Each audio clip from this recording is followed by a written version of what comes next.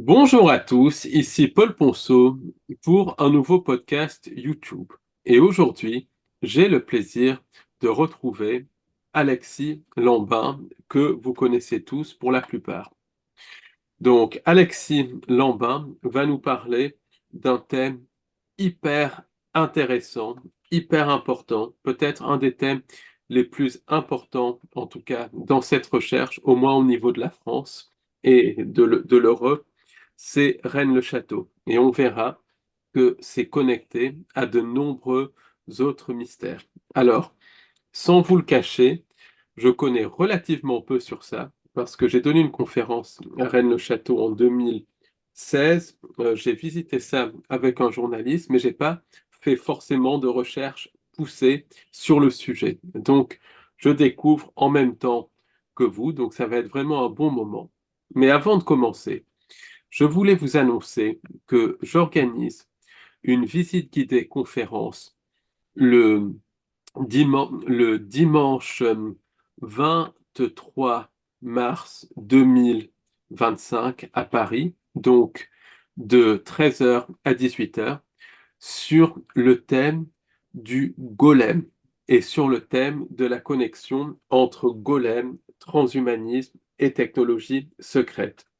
Et par la même occasion, je montrerai comment l'alchimie, telle qu'elle est présentée par le New Age, est une énorme mascarade et que c'est connecté au transhumanisme et tout, et que la vraie alchimie, c'est l'utilisation de nos pouvoirs créateurs, de notre capacité de créer la réalité. Je n'en dis pas plus. Si cela vous intéresse, venez à cette visite guidée conférence qui aura lieu à Paris et le lieu de rendez-vous sera devant la maison de Nicolas Flamel, au 51 rue de Montmorency, Paris, 3e arrondissement. Le métro, c'est Rambuteau, ligne 11, ou Étienne Marcel, ligne 4. C'est dans le quartier de Beaubourg, dans le quartier des Halles, donc c'est vraiment central. Sachez également que j'organise le samedi 5 avril 2025 de 12h à 18h une conférence en présentiel. Et là, c'est sur un thème totalement nouveau. C'est sur la civilisation parallèle, ou plus exactement, la société parallèle et sa connexion avec le complexe militaro-industriel, la Tartaria, les sociétés secrètes, le lien avec le clonage, l'économie parallèle. Et on verra que la société parallèle, contrairement à ce que dit Dolan, c'est quelque chose qui est un petit peu partout, qui infiltre toute la société. Je n'en dis pas plus. Si vous voulez en savoir plus, venez à la conférence en présentiel qui aura lieu à Paris le samedi 5 avril 2025 de 12h à 18h au Café d'Orléans, 43 avenue du Général Leclerc, Paris 14e, métro Mouton du Vernet, ligne 4. Donc ça va être un bon moment. Sachez également que j'organise le samedi 12 avril 2025 un webinaire en direct sur le thème du reset et de la connexion avec les anges déchus, un sujet que je n'ai encore que très peu abordé. Donc, donc c'est vraiment des informations nouvelles qui arrivent. Venez à nos conférences, inscrivez-vous à nos webinaires, abonnez-vous aussi à notre site www.au-delà-de-l'illusion.fr pour soutenir cette recherche que l'on fait à plein temps. Et pour que ça puisse continuer, on a vraiment besoin de votre soutien. Si vous ne pouvez pas nous soutenir, envoyez-nous vos témoignages d'expériences paranormales si vous en avez. C'est aussi ça qui fait vivre cette chaîne, cette recherche. Ou bien tout simplement parler de nous autour de vous, aux gens, bien évidemment, que ça intéresse, pour qu'on puisse continuer cette recherche. Et maintenant, sans plus attendre, passons à l'essentiel. Donc, Alexis, comment vas-tu? Salut Paul, salut à tous, bienvenue sur la chaîne de Paul. Merci à toi aussi de m'inviter, ça me touche beaucoup, ça, je suis honoré parce que je sais que toi tu fais des recherches depuis très très longtemps. Je t'ai connu il y a bien plus longtemps que les Sentiers du Réel, quand j'ai commencé en 2015. Et voilà, donc je suis vraiment honoré que tu me reçoives sur ta chaîne. Et donc, effectivement, on va parler aujourd'hui un petit peu de Rennes-le-Château. Alors bon, encore une fois, je suis pas beaucoup plus spécialiste que Paul, mais au fil des interviews et au fait que je me suis quand même intéressé à ça depuis plusieurs années maintenant, bien avant aussi la chaîne des Sentiers du Réel. euh, c'est quelque chose que, voilà, que je connais un petit peu, quoi, on va dire. Je connais un petit peu, voilà.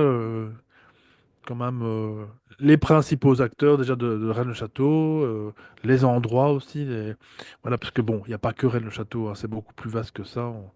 Et voilà, donc un sujet très très vaste, comme a dit Paul au début, très important, ben, aussi important que Tartaria pour ma part, hein.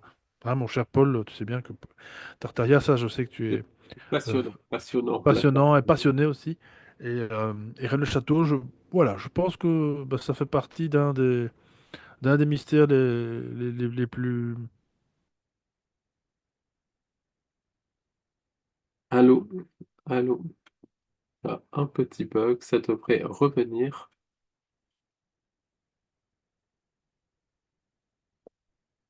Allô, Voilà, c'est bon. c'est T'avais bon, fri- t'avais frisé c'est aussi, oui. Donc c'est mondial, c'est vraiment mondial comme événement. C'est pas que français. Oui, ça se passe en France forcément, mais voilà, c'est peut-être d'ailleurs bien pour ça que les énergies en France sont lourdes aussi, puisque je pense qu'il y a... Ça, on va y revenir peut-être après aussi. Je pense qu'il y a quand même une énergie libératrice venant de la France. Il y a quelque chose de... je sais pas, c'est l'endroit, c'est le lieu, c'est pas forcément les Français, hein, les Français oui, mais l'endroit, le lieu fait qu'il y a quelque chose qui je pense, est fort important pour tout le restant de l'humanité, en tout cas dans un premier temps de l'Europe, hein, de ce qu'ils appellent l'Europe. Et puis voilà quoi, je Ben, je pense. trouve que c'est l'endroit où on trouve vraiment le Ouais, meilleur, parce qu'il y a des gens hyper ouverts d'esprit, hyper sympathiques, hyper généreux, mais ouais, aussi le pire de ce qui peut se faire ouais. beaucoup de... il y a à la fois les deux, c'est vraiment sur les deux plans. À la fois, c'est devenu une société vraiment totalitaire, notamment depuis 2017 et tout, et encore plus Mm. depuis 2020. Ouais. Euh, en même temps, il y a une espèce d'endormissement des gens qui Mm. sont pris peut-être plus qu'aux États-Unis par les sirènes, du canard et du parfum. Donc ça, c'est très paradoxal. Et à la fois, il y a beaucoup de gens dans le milieu français et francophone, comme toi, comme beaucoup de personnes aussi en France et au Québec, qui ont Mm. un certain regard, une certaine Ouais. perspective voilà, qui va bien au-delà de parfois ce qui peut se faire dans les pays anglo-saxons. Donc il y a vraiment les deux. Et voilà, je trouve que c'est étrange, c'est un paradoxe, mais on reparlera de tout ça. Ça peut être peut-être connecté à ces énergies dont tu vas nous parler. Mais avant d'aborder Rennes-le-Château, Alexis, je voulais te demander de prendre quelques minutes pour Oui. présenter la transformation Ah. de ta chaîne, de ton travail et tout, parce que voilà, tu es tu es comme une chenille qui sort de la chrysalide, c'est un nouveau départ. Eh ben, c'est la meilleure image qu'on puisse faire de. Ouais, effectivement, c'est vraiment une transformation, quoi. Je vais pas dire le mot transition parce que ça, c'est c'est pas la même chose.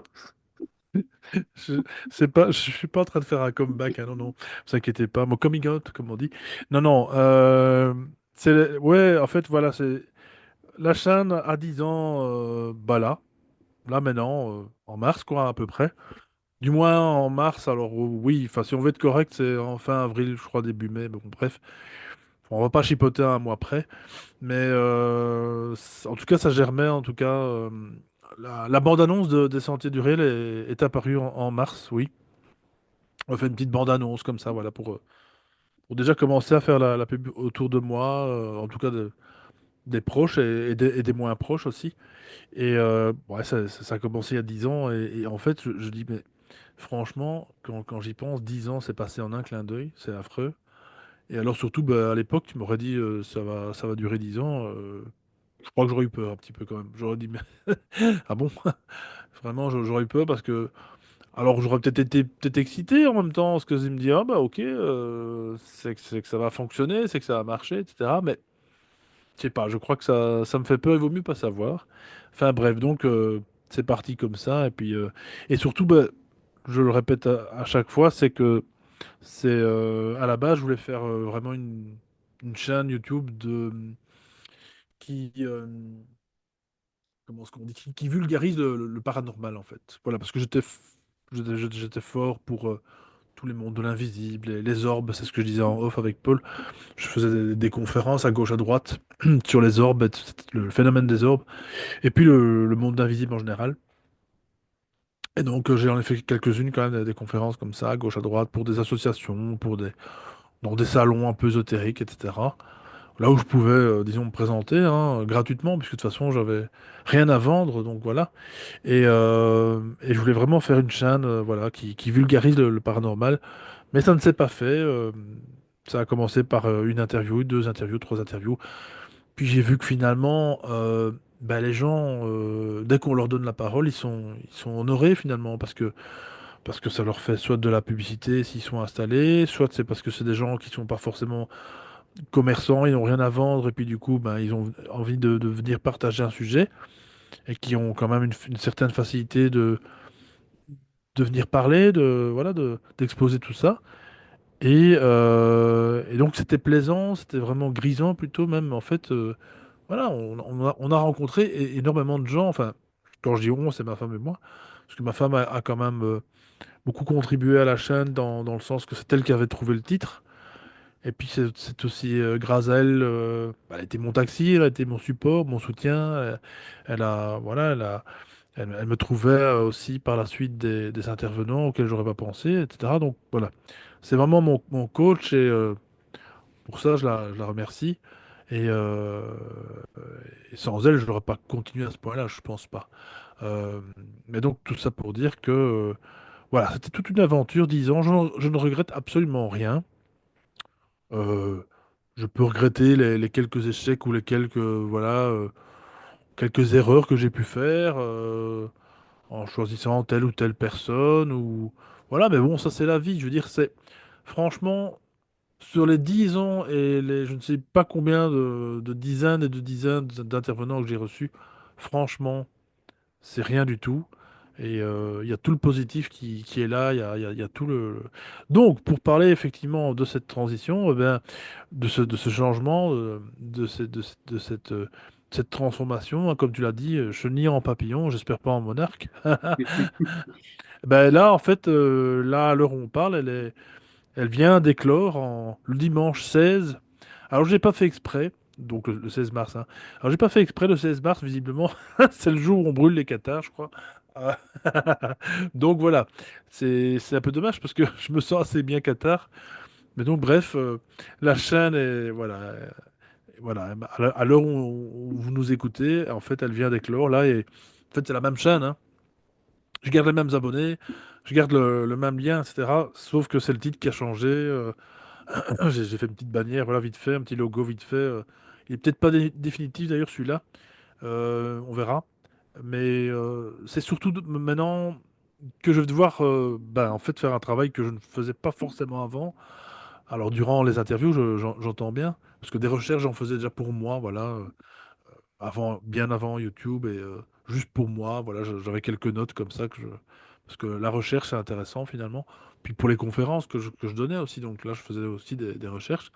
Et maintenant, voilà, il va falloir retrousser les manches et trouver bah, des sujets qui vont intéresser bah, le plus grand nombre, j'ai envie de dire, oui, parce que c'est toujours quand même grisant d'avoir aussi un retour de ce côté-là. Si c'est pour juste s'adresser à 20 personnes, alors vous allez me dire 20 personnes, c'est toujours 20 personnes, mais à un moment donné, ça déçoit quand même pas mal. Voilà, donc je vais vraiment, bah, vraiment aller au turbin, comme on dit, et vous proposer des vidéos les plus intéressantes possible, et puis voilà, avec des sujets qu'on n'entend pas forcément tout le temps sur Internet aussi. Du côté francophone, encore moins, parce que généralement, bah, c'est des sujets qu'on va traiter. Tu l'as d'ailleurs dit plutôt aussi du côté anglophone, puisqu'ils sont quand même beaucoup plus. Ah, moi, je dis quand même qu'ils sont quand même plus ouverts que le monde francophone, hein. Bon, bref, ça, c'est une autre histoire. Mais voilà, il y a des ouvertures qui se font partout, même du côté francophone maintenant, depuis quelques années, heureusement. Et même en France, voilà, comme je blague toujours à le dire. Et voilà, donc la chaîne Enigma Mundi, voilà, les chantiers du réel deviennent Enigma Mundi. Et donc, ben, on verra bien où ça va nous mener, hein. Là, pour le coup, voilà, au jour le jour, à la semaine, je me prends pas la tête. Et comme je l'ai fait il y a 10 ans, je me prends pas la tête. On verra bien ce que ça va donner. Et puis, je sais que ça va être beaucoup de boulot, mais c'est intéressant. C'est intéressant parce que c'est un sujet des sujets où je vais vraiment amener plus ma créativité, des formats de vidéo aussi, hein, beaucoup plus courts, hein. Alors là, c'est une vidéo qui vient de sortir sur les Schtroumpfs. J'avais commencé avec la vidéo sur les Cabbage Patch Kids, donc les patoufles, le côté un peu sombre, qui est lié fort à Tartaria d'ailleurs. Ça, on en avait parlé. Et puis, euh, et puis les Schtroumpfs, c'est le côté sombre des Schtroumpfs. Il y a beaucoup de choses à dire, mais voilà, sur 16 minutes que dure la vidéo, voilà, je pense qu'il y a moyen d'amener pas mal d'infos. Après, je serai amené, je l'espère, à faire des sujets plus longs aussi, parce que j'aimerais bien aller dans plusieurs détails. Et en fait, ça va être une chaîne où je vais plutôt analyser, euh, oui, faire des analyses de symbolisme, que ce soit dans des films, que ce soit dans des BD, que ce soit dans des séries télé. Ça pourrait, pourquoi pas, je pourrais même peut-être parler peut-être de certains endroits, de certaines villes. Encore une fois, tout un décodage finalement. Voilà.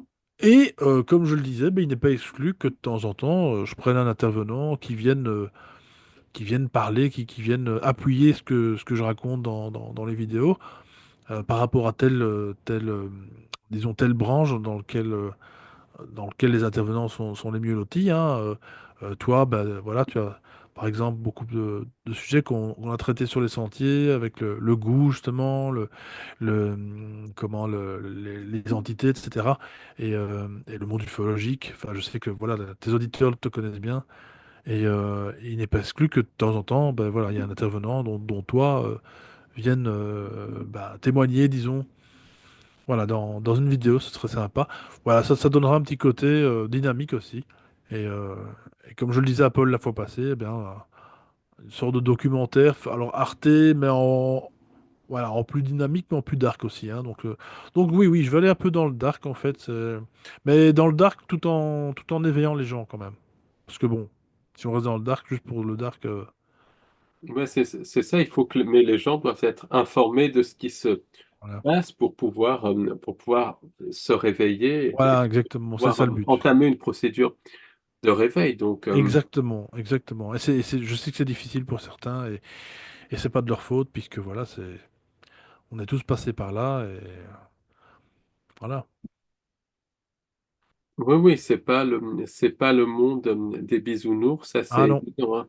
Ça c'est évident. Ben, c'est vraiment, ça va être hyper, hyper intéressant. Et puis, ben, sache que si un sujet intéressant que tu traites, je n'hésiterai pas à te faire revenir sur ma chaîne pour le traiter plus en ah détail merci, merci, éventuellement merci. et tout, parce que voilà, c'est hyper, hyper intéressant le travail que tu fais. Et moi, je recommande à tout le monde bah, déjà d'aller voir la vidéo d'Alexis sur les Cabbage Patch Kids, parce que c'est très, très intéressant, je l'ai vu, et j'ai appris beaucoup de choses, surtout pour les gens qui ont grandi dans les années 80, 80. c'était hyper à la mode tout Ouais, ça. Moi, j'aimais beaucoup ça aussi. Donc, on apprend des choses. Donc, merci, Alexis, merci. on va en venir maintenant Oui. au cœur de cette émission. C'est sur Rennes-le-Château. Donc, déjà, pour ceux qui ne connaissent pas, est-ce que tu peux résumer en quelques minutes les bases de cette affaire de Rennes-le-Château? Oui, donc ça se passe en France, dans l'Aude, hein, dans le département de l'Aude, donc dans le sud de la France. Un curé, l'abbé Saunière, hein, Béranger Saunière, de son prénom, arrive à 33 ans en 1888, si je dis pas de bêtises, sur les lieux. Alors il est déjà de la région, mais il arrive sur les lieux de Rennes-le-Château, hein, plus précisément, puisque avant ça, il avait fait, disons, pour son écolage en tant que curé, il a fait d'autres églises avant.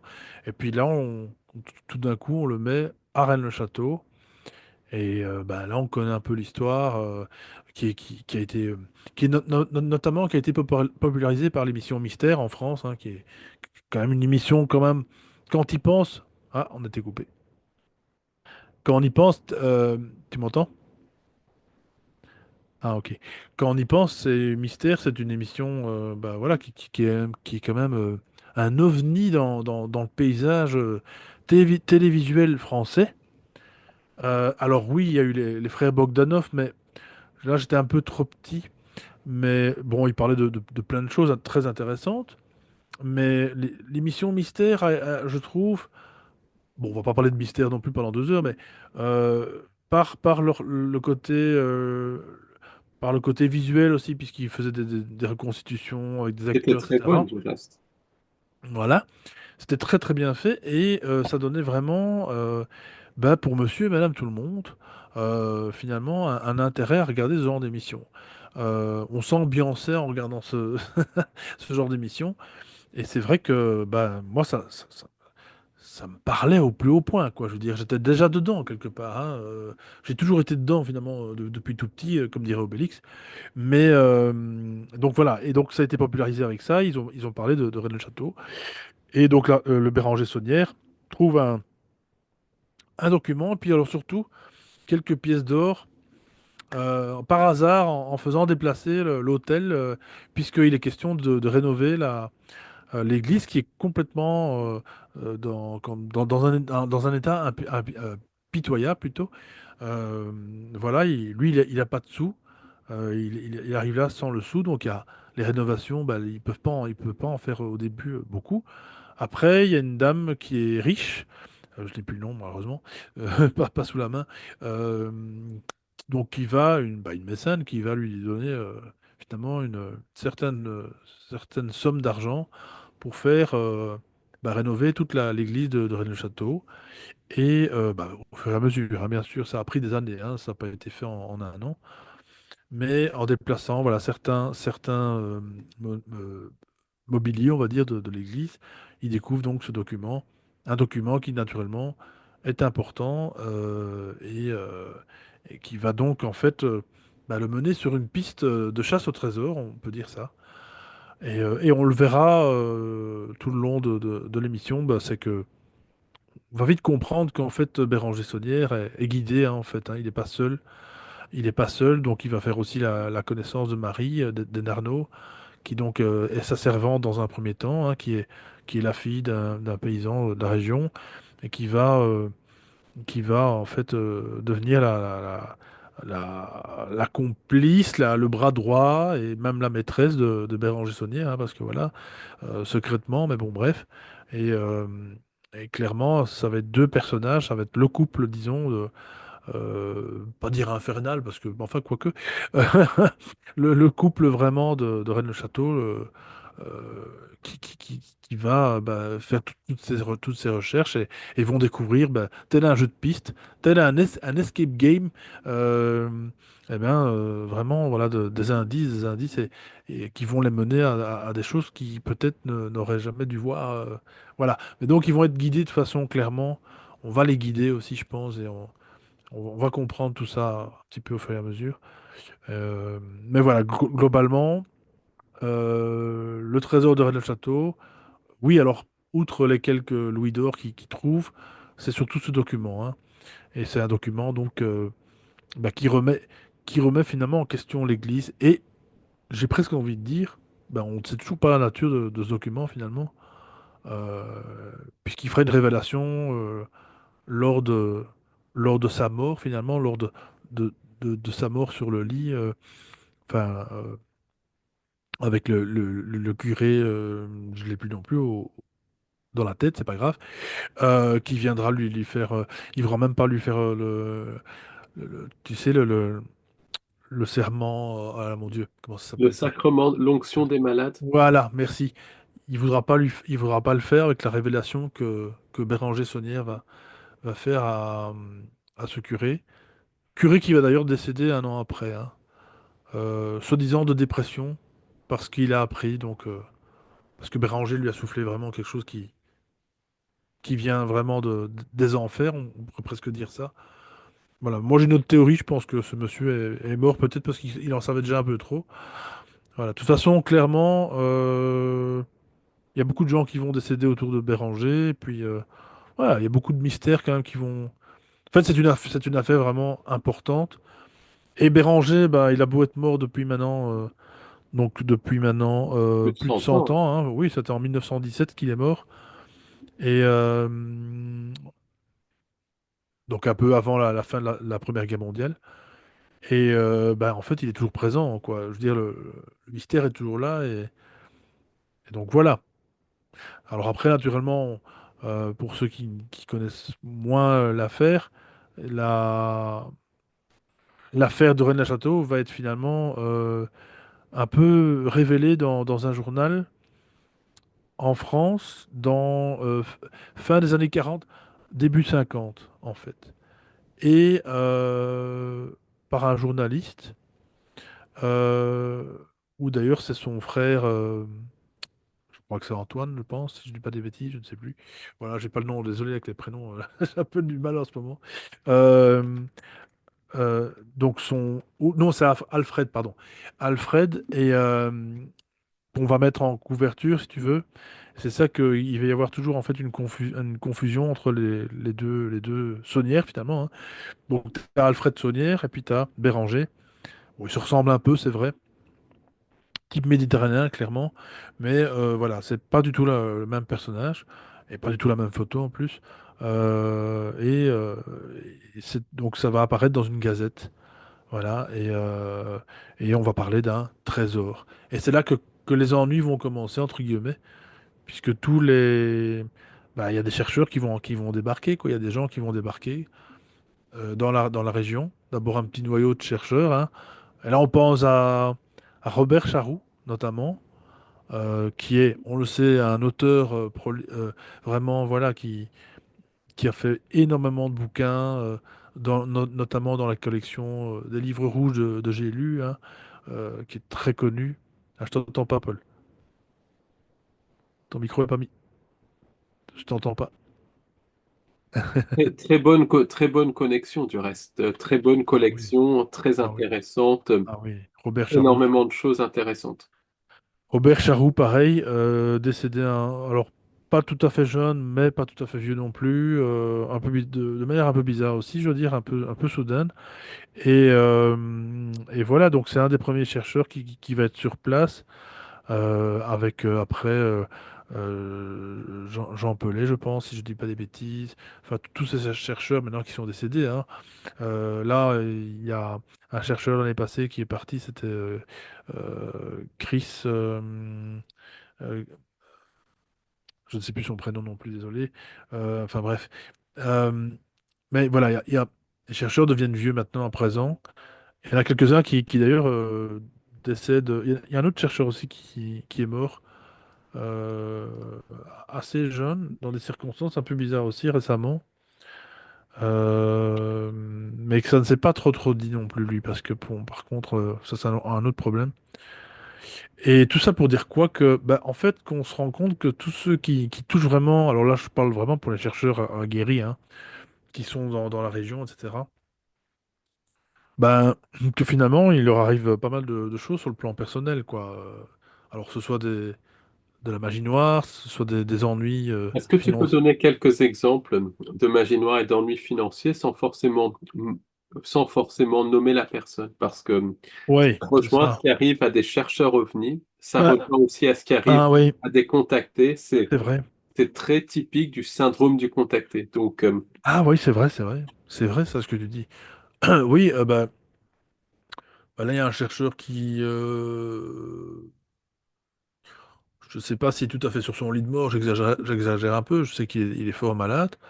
Bon, alors il a un certain âge aussi, on va dire que c'est normal, mais il y a des chercheurs qui sont morts jeunes. Tu sais, il y a cette fameuse histoire aussi avec ce fameux curé qui cherchait, comment dire, qui cherchait sa brebis. Attends, si je confonds pas avec une autre histoire, j'espère pas. Je sais qu'il y a eu l'histoire. Ça c'est Christophe de la chaîne L'œil frontal que je conseille à tous, hein. C'est un voilà, c'est un petit Belge, hein, bien de chez nous, qui a fait des recherches surtout à distance. Lui, il a fait des recherches à travers la carte du ciel, donc astral, et c'est avec ça qu'il a retrouvé quelques événements qui se sont passés par le passé, donc forcément. Euh, et il a pu retracer aussi des lieux. Il fait un travail vraiment de dingue. Ça prend du temps aussi, naturellement. Il fait ça juste pour le fun. Bon, lui, il n'a pas de problème, hein, je touche du bois pour lui. Je veux dire, mais globalement, oui, pour les personnes qui ont eu des soucis, c'est soit des lettres, soit des. bah, regarde Jimmy Guilleux, c'est aussi par lui que j'ai découvert Rennes-le-Château, hein, parce que j'en ai pas parlé, mais c'est surtout par lui que j'ai découvert, entre autres, l'affaire de Rennes-le-Château. Et Jimmy Guilleux, bah voilà, il a fait deux super reportages, deux super documentaires à l'époque. Fabuleux, très très bien, hein. Fabuleux, incroyable. Euh, Tu avais d'ailleurs l'artiste avec la maquette, tu sais. Euh, c'est parce que j'ai pas les noms, désolé. J'ai rien préparé, hein, pour Oh, tout il n'y a dire. pas y a pas de problème. La maquette, c'est, je vais vous le trouver directement. Euh, de Alain Ferral, voilà, je l'avais au bout de la langue. Je me disais bien Alain Ferral, qui est aussi quelqu'un qui est décédé il y a quelques années maintenant, qui est un chercheur, un artiste aussi, surtout avant tout, mais aussi un chercheur de Rennes-le-Château à Guéry. Et lui, il avait vraiment compris comment Béranger avait vraiment décalé, fait reconstruire finalement une église extérieure. Tu m'entends, Paul? Une coupure. Là, je t'entends, mais j'ai des problèmes de connexion, mais je t'entends, tu peux D'accord, continuer. d'accord. Ok, magnifique. Et Si donc, ça oui, coupe, tu continues, c'est Ah oui, oui. des problèmes de mon côté. Ah d'accord, ok, magnifique. Donc là, je demande aux auditeurs de taper Alain Ferral, voilà, sur YouTube, ils vont trouver de toute façon un extrait de l'émission de Jimmy Gueux, et pas que, il y a aussi une interview de lui, et où il explique vraiment, voilà, comment fonctionnent les inversions, en fait, répétitives de Arène le Château, hein. Tout ce qui est en mode miroir, les inversions, bon, tout ça, on sait bien, c'est du côté des francs-maçons, tout ça, il y a toutes des symboliques là-dedans. Et c'est important en fait pour comprendre certaines choses. En fait, il faut se dire que c'est comme un. Maintenant que j'y pense, Rennes-le-Château, c'est comme un escape game pour ceux qui connaissent un peu le principe. J'en ai jamais fait de ma vie, j'aimerais bien d'ailleurs. Mais un escape game, globalement, voilà, c'est organisé, hein, c'est des pièces, des salles, souvent, où vous rentrez, et ça existe aussi en jeu vidéo. Et vous pouvez, bah, tel un détective, trouver des indices qui vous font en fait sortir d'une pièce une clé, que ça ce soit une clé, un mot de passe, peu importe. Et Rennes-le-Château, c'est ça en fait.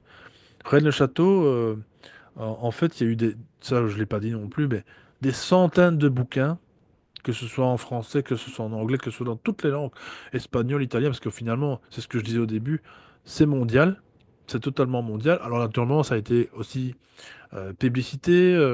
Au début des années 50-60, quand les premiers chercheurs ont débarqué, ils étaient peut-être 10-20, quoi, grand max, hein, ce qui était déjà beaucoup. Mais en fait, ça c'est au fur et à mesure, l'information a fait son chemin. Alors il faut dire aussi que, très important, Marie Denarnaud, donc la servante de Béranger Saunière, qui est décédée, si je ne m'abuse, fin des années 50, je crois, oui, euh, avait, avait euh, légué carrément, hein, l'héritage à Corbu. Je sais plus si c'est Daniel Corbu, je ne sais plus. Je pense que c'est ça. Euh, elle avait légué donc à ce monsieur un couple en fait de restaurateurs, donc le type en fait, oui, c'était un restaurateur, le mec, un cuisinier quoi. Et donc en fait, elle a légué tout ça à cette famille-là. Et bon, malheureusement, elle avait dit que quand elle décédera, ou un petit peu avant, elle lui laissera un dernier secret, lui révélera un dernier secret. Et ça ne s'est jamais fait parce qu'en fait, déjà aussi, rien que pour ça, Marie Denarno a eu une attaque à la fin d'un AVC en fait, cérébrale, une attaque cérébrale. Et elle n'a plus su parler, elle n'a plus su s'exprimer. Je crois qu'elle était consciente, bien sûr, il n'y a pas de problème, mais elle n'a pas su parler, elle était même paralysée, je crois. Ce qui fait que elle n'a pas su dire le dernier secret à Corbu. Et c'est très bizarre, ça aussi, Alors cette voilà, condition d'attaque, toujours. voilà. Donc en fait, c'est bien la preuve que, moi je pense que c'est bien la preuve que Béranger Saunière bon, et sa maîtresse, hein, Marie, en fait, ont été pour moi des instruments. Ils ont été instrumentés, voilà, mais des instruments aussi de recherche. Et on les a utilisés pour faire des recherches, des trouvailles, en toute impunité, sous la couverture d'un curé. Et pour ma part, c'est ce que je disais aussi à Paul en off, je suis persuadé, et maintenant d'ailleurs, d'autres chercheurs me l'ont un peu confirmé aussi, Béranger Saunière était en fait, pour ma part, un double agent, ou un agent double. Donc quelqu'un qui, sous couverture d'être curé, en fait, avait une mission vraiment, voilà, plus que importante et qui va au-delà même au-delà du raisonnable, quoi. Je veux dire quelque chose de vraiment, c'est au-delà du trésor physique, quoi. C'est pour ça que bon, on parlait de trésor physique, c'est un peu ridicule. Maintenant, en tout cas, à l'époque, on ne le savait pas. C'est pour ça qu'il y a eu beaucoup de chercheurs qui ont creusé, qui ont fait exploser des bâtiments, enfin, voilà, qui ont creusé dans tous les sens. Et après, il y a eu, bah, on le sait bien, à Rennes-le-Château, en tout cas, une loi visant à ne plus jamais creuser, que c'était interdit, hein, puisque voilà. Même les poêles à frire, hein, les fameuses détecteurs de métaux, voilà, je crois que tu peux même plus en apporter un maintenant. Euh, mais donc voilà, tout ça pour dire que ça a vraiment fait vent avec l'affaire de Corbu. Le Corbu qui, lui, bah, non content de se dire, bah, voilà, il va utiliser. Alors, ça, c'est aussi une couverture, je pense. On dit toujours, oui, mais Corbu, c'est lui qui a, euh, c'est lui qui a lancé cette affaire, avec notamment Pierre Plantard et aussi l'écrivain de Chérizet et aussi l'autre écrivain dont je n'ai plus le nom, c'est pas grave, ça me reviendra. Euh, et en fait, tout ça aurait été, disons, théâtralisé. Tout ça aurait été, disons, mis là comme ça, juste pour le fun, juste pour faire parler, surtout du commerce de Corbu, qui était donc le restaurant qui se trouvait à Rennes-le-Château. Et donc, en parlant d'un trésor à Rennes-le-Château, eh bien, lui se faisait de la clientèle. Il amenait une certaine curiosité dans la région. Et donc, tous les Français de toute région découvraient pour la première fois ce petit village complètement perdu dans l'Aude. Et voilà. Et donc, pour faire de la pub, il y en a plein qui le font, hein, je veux dire, voilà. Et encore à Bruxelles, il y a il y a des monuments qui n'étaient pas connus avant, puis ils ont installé un hôtel, un restaurant, tout ça pour attirer. Ou le contraire, ils mettent un monument pour attirer, enfin bref. Tout ça, c'est pas nouveau, voilà, c'est comme sur YouTube, il y en a qui font des miniatures attirantes, aguichantes, et pour vous attirer dans des trucs qui sont pas forcément toujours intéressants. Et donc voilà, mais ici, ça c'est une couverture aussi, bien sûr. Et puis donc il y a eu l'affaire Pierre Plantard, hein, qui lui a vraiment alors mis le feu aux poudres dans cette affaire, puisque donc avec l'écrivain dont je n'ai plus le nom, ça va me revenir, euh, ils ont, que certains diront, créé un mythe, le mythe de Rennes-le-Château, le mythe du trésor, de Béranger Saunière et compagnie, et compagnie. Sauf que, de toute façon, quand on voit les photos de Béranger Saunière, on voit clairement que le mec, il est au courant d'un certain savoir, hein, d'un certain savoir ésotérique. On le voit sur les photos, je veux dire, ah, il y a des, Alors, il y a quelques photos que lui prenait uniquement. Il dirigeait tout, hein, Saunière. C'était un bélier en astrologie, donc il dirigeait absolument tout. Tout était calculé, en fait. Tout était calculé. À croire presque qu'il a calculé tout ça, de toute façon, pour que ce soit vu après, hein, clairement. C'est ostentatoire, tout ça, en fait. Ces décorations dans l'église, en dehors de l'église, sur le terrain, toutes ces photos qu'il a faites, justement. Enfin, les quelques photos qu'il a fait, des cartes postales qu'il a vendues, d'ailleurs. Ah, pas de petit profit.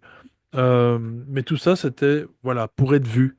Et je pense qu'il Est-ce savait qu'il n'y a pas déjà. aussi une envie peut-être de focaliser l'attention sur un Oui, trésor physique ah qui oui, doit oui, être oui. là, à mon sens, Ah oui, oui, oui. à mon sens, il y a quelque Ah chose oui, oui. de physique, mais Ah beaucoup oui. moins important Ah qu'on oui. nous dit, pour un espèce de contre-feu, pour cacher en fait quelque chose de beaucoup, beaucoup plus important. Parce que ça, c'est certain qu'il y a autre chose que ce trésor physique. Il y a quelque chose Oui, oui. hyper important. On le sent quand on va dans cette région. On sent qu'il y a quelque chose de lourd finalement. Oui, c'est comme un gros aimant. J'ai pas encore été jusque-là. J'ai pas été dans la région. J'aimerais bien y aller. Je sais que c'est un gros aimant qui attire du monde. Alors oui, il y a le côté touristique, le côté mystérieux, etc. Mais comme tu dis, énergétiquement, c'est un truc incroyable. Je pense vraiment qu'il y a comme quelque chose qui nous attire. Et pour le coup, on a fait une super émission il y a déjà plus d'un an de ça sur les sentiers. Avec justement avec trois intervenants, il y avait Stéphane Rémézy, il y avait Chris Darkis, donc qui est une chercheuse, et alors il y a Christophe donc de la chaîne L'œil frontal. Et ils sont venus parler d'un sujet dont on ne parle pas beaucoup à Rennes-le-Château, enfin dans l'affaire de Rennes-le-Château. Euh, Pierre Plantard, lui, disait dans une interview dans les années 90, là un petit peu, enfin plutôt fin 80, oui, début 90, parce que Pierre Plantard, après, il n'a plus rien dit, hein. Lui, bon, qu'il a lancé le truc, il a mis le feu aux poudres, tout ça, dans les années 60, donc avec toute une histoire qu'il aurait inventée, etc. Moi, de un, je ne pense absolument pas qu'il ait inventé quoi que ce soit. Je pense qu'il a sûrement, oui, comme ça se fait en général pour brouiller les pistes, rajouté tel ou tel indice, tel ou tel détail qui sans doute venait troubler, disons, bah, les recherches aussi, hein, pour un peu embrouiller tout ça, comme ils le font en généralement très très bien en cours maintenant. Quand il s'agit de dire des vérités, on va y mettre des mensonges, on va aussi y mettre une bonne part de faux. Comme ça, les pistes sont brouillées, il n'y a pas moyen de chercher et on est chaque fois amené à aller sur d'autres sentiers et finalement être complètement perdu dans un Oui, labyrinthe ce que je qui ne veut... pense, c'est que justement, Ouais. donc, il y a Rennes-le-Château. La version officielle pour les masses, c'est que ça a été inventé de toutes pièces. Ça, c'est bidon. Après, il y a la théorie du complot officiel qui est connectée au Da Vinci Code, à la lignée de Marie-Madeleine et tout ça. On Mhm. retrouve du reste des théories du complot qui sont balancées par les médias dans d'autres événements comme l'événement l'événement de 2001 par exemple, où il parle de C'est ça. nanothermite, de machin Mm. comme ça. Ça, c'est pour occuper les gens. Voilà. Et, et ensuite, c'est pour cacher une réalité. Par exemple, pour l'événement de 2001, la réalité cachée, c'est l'aspect rituel, les armes à énergie dirigée. Pour Rennes-le-Château, on peut imaginer que Pierre Plantard a été utilisé pour justement mettre les gens dans une fausse piste qui présente des éléments réels, donc toutes ces lignées et tout ça, mais pour cacher autre chose. Je ne sais pas ce que tu penses de ma théorie. Si, si, c'est clair. Bah, je l'ai toujours pensé, Rennes-le-Château, pour moi, c'est l'arbre qui cache la forêt. Puisque Pierre Plantard, dans cette interview qu'on peut retrouver sur YouTube, là, il y a un extrait ou deux qui passe, qui était d'ailleurs donné par l'anglais. Ah là là, mon Dieu. Henry Lincoln. Merci, merci Henry Lincoln, et qui est un très bon chercheur aussi, qui a fait un super travail aussi de cartographie. Qui d'ailleurs, d'après ses dires, a certainement fort inspiré le Da Vinci Code, donc le fameux film, le fameux livre du Lulu, parce que voilà, pour ne pas le citer, hein, Dan Brown.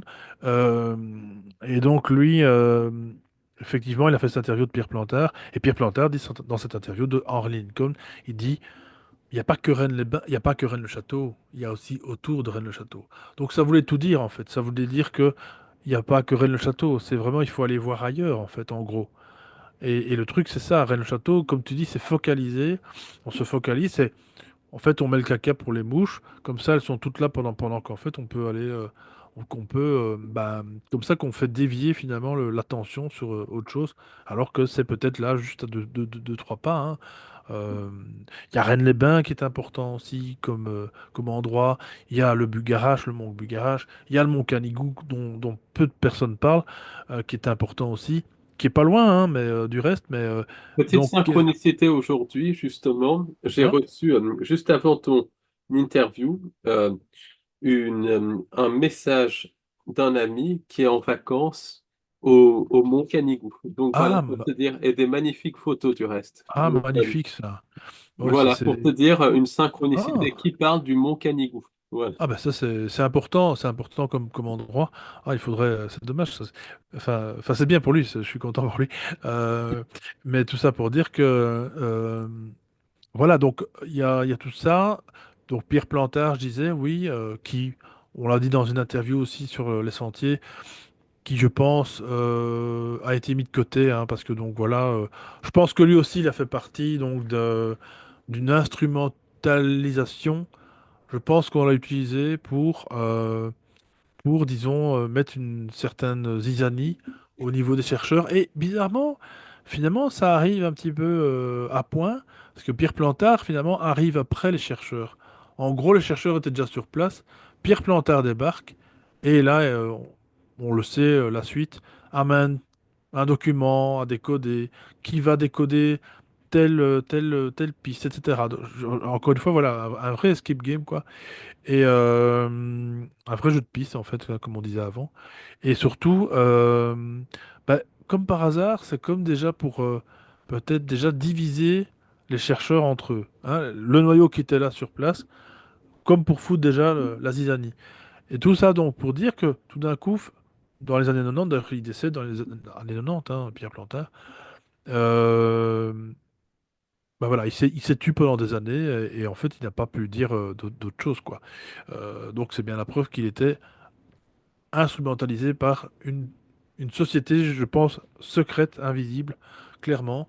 Alors il y en a qui disent le prieuré de Sion. Apparemment, ça ferait partie d'un. Prieuré de Sion serait juste un nom d'emprunt pour une autre société, hein, dont on ne connaît pas vraiment le nom, mais qui font quand même partie de certaines familles, je pense. Et c'est pour ça que Rennes-le-Château, c'est aussi un sujet compliqué, parce que c'est ce qu'on disait en off. C'est un millefeuille, c'est les poupées russes, c'est voilà, c'est des embranchements infinis. Mais le truc est que justement, c'est bien la preuve que tout ça est bien plus important qu'on imagine. Et donc, j'en reviens à cette interview qu'on avait fait, j'avais pas terminé avec ça.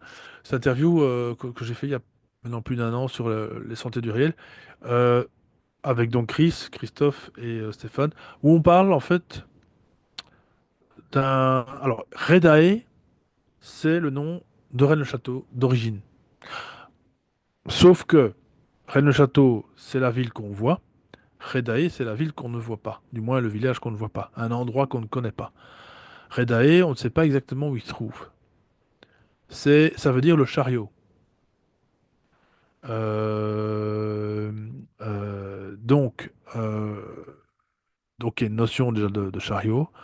Euh, et c'est d'un endroit dont on ne connaît pas géographiquement l'endroit. Ça se trouve là quelque part, mais on ne le voit pas. On ne sait pas où c'est. Donc, il y a une théorie très intéressante qui nous ramène dans les sous-sols de la France, les sous-sols de l'Aude. Et donc, qui, en fait, dirait que Redae, en fait, c'est une ville souterraine. Donc là, un petit peu comme les fameuses mystérieuses cités d'or, dont on connaît le dessin animé, nous, voilà, des années 80, mais dont, en fait, aussi, on parle aussi de cette cité qui serait enfouie, effectivement. Encore une fois, on est de nouveau sur les mêmes, un peu les mêmes copier-coller quoi, de l'histoire, où tout serait souterrain. Et là, on revient à Tartaria, c'est exactement pareil. Des villes souterraines, des villes qui sont complètement invisibles à l'œil nu, parce qu'elles sont cachées, parce qu'elles ont été soit recouvertes de boue, soit, pour Tartaria je parle, hein, soit enfouies, etc., etc., ou alors elles étaient là déjà depuis le début. Et en fait, voilà, on a simplement, encore une fois, construit ailleurs pour éviter les regards. Donc il y a cette théorie-là, mais qui est plus qu'une théorie, puisqu'il y a des gens qui ont fouillé. Alors il y a aussi, Christophe en parlait, il y a des gens qui sont notamment descendus, et là je reparle du Bulgarache, mais de toute façon, on est toujours dans le même fil rouge du sous-sol, du souterrain, des grottes, de ces cavités qui sont en dessous. Euh, et donc là, il y a eu ce fameux. Alors là, par contre, je sais plus qui. Je crois que c'est Bigou. Je ne sais plus comment. Oui, je crois que c'est non, pas Bigou. Je dis des bêtises. Il y en a qui vont me tomber dessus s'il y a des spécialistes. Mais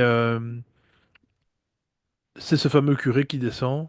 Oui, l'abbé, je sais, ou Oui, ou Bigot, un des deux, voilà. Ou voilà, Bigot. voilà. Qui lui donc va être amené Ou à. l'abbé Boudet, qui a fait trois abbés. Ah, alors, ça, c'est Henri Boudet, ça, c'est celui qui a aussi beaucoup guidé Saunière, hein, qui Mhm. a fait le fameux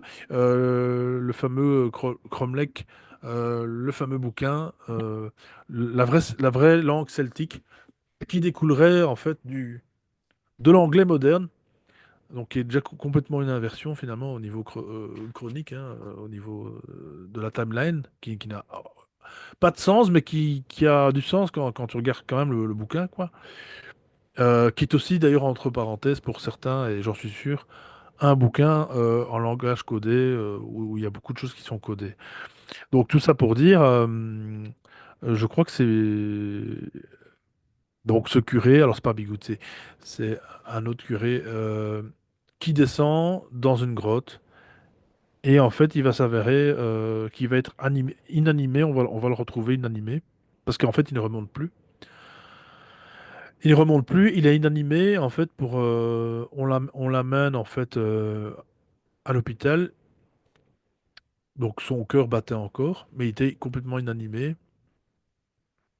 Et il s'avère qu'il est complètement déshydraté, en fait.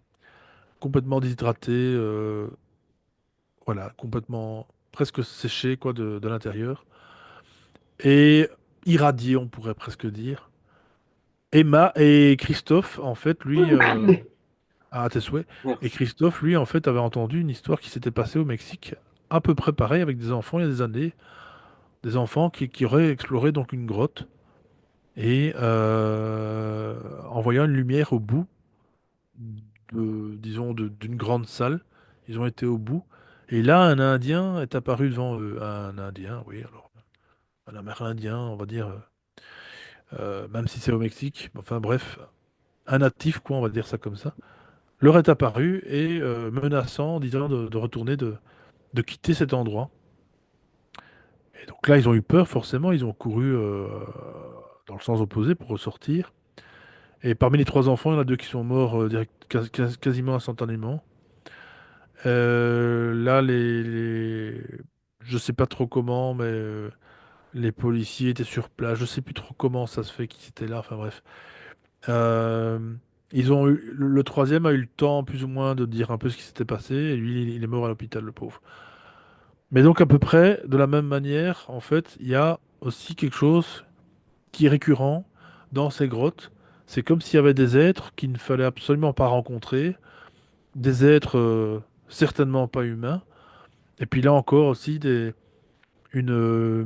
ondes, quelque chose de, voilà, tu sais, des ondes, comment est-ce qu'on pourrait dire ça? Euh, qui irradient, quoi, comme du nucléaire, comme Ouais, des sources de radiation, hein. de radiation, voilà. Et donc ils ont été, parce que ces enfants, c'est ce qui a été reporté, ils ont été un peu irradiés, en fait. Voilà, donc les pauvres, et je te dis, donc le troisième a eu le temps de dire plus ou moins cette histoire-là, et avant de décéder. Et Donc il y a quelque chose de récurrent là-dedans. Tu sais que Jimmy Gueux aussi dans son reportage, ça pour ceux qui n'ont pas vu, il y avait aussi une source d'enregistrement apparemment de moteurs comme s'il y Mm. avait une grande centrale en bas. En bas il y a un type qui avait creusé, qu'on traitait de fou à l'époque, tout ça. Bon, bah, pas si fou que ça, hein. Moi je dis au moins il a fait un travail de recherche. Il a creusé, il a creusé, il a creusé, puis il a tapé un enregistreur, je sais pas trop comment, voilà, avec un micro, bon. Et il a enregistré donc une source comme un moteur qui tourne tout le temps. Je confirme qu'il y a quelqu'un qui a séjourné à Rennes-le-Château et qui Ah, a entendu ces bruits-là aussi de moteur. ah, Ça, je le confirme. important. Et c'est important parce qu'en fait, c'est quoi le truc? Je veux dire, est-ce qu'on est en dessous de... Est-ce qu'on est plutôt au-dessus d'un grand... d'un grand... com- d'un grand hangar avec... comment dire? En fait, c'est presque à croire qu'il y a des coulisses, tu vois. C'est comme si, finalement, bon, ça on le sait, en ufologie, il y a plein d'histoires comme ça. La zone 51, compagnie, voilà, il y a plein de choses. Hein, ce que Jean-Pierre Petit disait dans son bouquin, Armes et OVNI. Euh, mais par rapport à tout ça, oui, que c'est comme s'il y avait une machinerie en dessous. Finalement, c'est comme si on était au-dessus ben, on le sait, de toute façon, qu'on est dans une pièce de théâtre, ça c'est pas nouveau. Non, c'est... Mais en même temps, quelque chose de physique, quoi. Un peu comme dans Matrice, encore, on y revient toujours, ce genre de, voilà, où, où le vrai monde, entre guillemets, où on voit Néo dans un milieu de robots, enfin bref. Et ça me fait penser au travail de Donald Marshall aussi. Donald Marshall, Ah, donc, qui a parlé des clonages et qui a parlé ah, de plusieurs types d'entités reptiliennes qu'il appelle les vrils, qui séjournent dans les galeries souterraines. Donc, est-ce qu'il n'y aurait pas ces vrils, ce genre d'entités, qui sont connectées au complexe militaro-industriel, du reste pour diverses raisons? Est-ce qu'il n'y aurait pas une base de ce genre d'entités qui sont des entités de la Terre creuse, qui ne sont même pas c'est des ça. entités extradimensionnelles ou extraterrestres, mais connectées à la Terre creuse. Et ça, est-ce que ça ne fait pas partie du secret, justement, de la Bessonnière, qu'il travaillait peut-être sur ces Mhm. entités, voire collaborer avec ces entités? On peut tout imaginer, mais est-ce que ce n'est pas connecté à ça?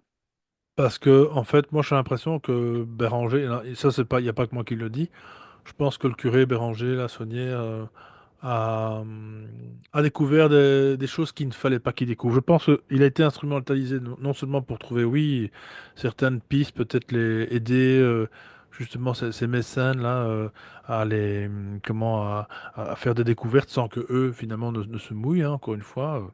Très bonne couverture que d'être un curé parmi ces villageois et compagnie, dont on ne soupçonne pas trop.